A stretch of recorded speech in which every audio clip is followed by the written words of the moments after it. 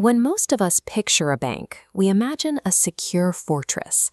You put your hard-earned cash inside, the heavy door locks tight, and your money stays in the dark, safe and sound. In reality, the bank is a highly active, non-stop money-making engine.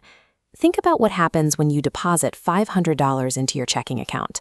The bank keeps only a small fraction, say $100, as a safety net. The other $400 moves out the back door, immediately transformed into longs. It becomes a neighbor's mortgage, an auto loan, or a stranger's credit card. The money in your savings account acts as a constant stream of fuel, funding the homes and cars of your neighbors. When you borrow money, you pay a fee for the privilege of using it. Think of interest as the price tag for renting cash. The bank pays you a tiny rental fee for using your deposits, but when they lend that same money to a home buyer, they charge a much higher price. That leftover profit margin is the payment the bank captures for managing every dollar.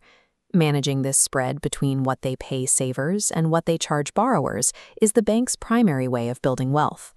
Because they calculate this interest every single day, the amount they collect from borrowers grows exponentially faster than the amount they pay to you.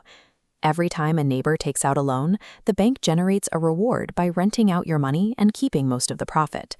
Lending is just the beginning. To find the bank's second revenue stream, we have to step into a local store and look at your daily spending.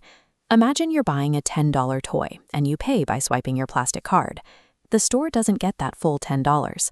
A small percentage acts as a digital toll, siphoned mid-flight to pay the bank for processing. When multiplied by millions swiping for coffee and gas every day, it creates a massive revenue stream.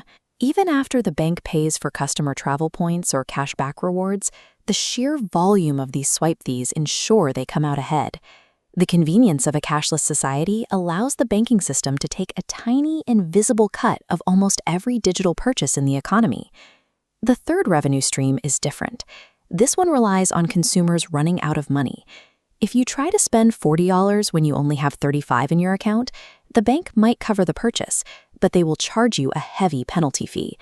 That $5 mistake can instantly cost you an extra $35. Profitability also spikes when customers carry a rolling debt from month to month, never quite reaching a zero balance on their credit cards. By carrying debt forward, you pay interest on interest. The balance gathers layers of debt like a snowball, growing larger each month. These rolling debts are so valuable, they account for roughly 80% of all credit card profits. Because consumer mistakes and delayed payments transform directly into windfalls, banks have a massive financial incentive to keep these penalty traps in place. When we step back and look at the whole picture, the daily operations of a bank become visible as a single system. The bank operates 3 levers simultaneously. They lend out your deposits, they vacuum up swipe fees, and they catch profits from rolling debt. Understanding these 3 mechanisms reveals a predictable system, allowing you to manage your own money with confidence.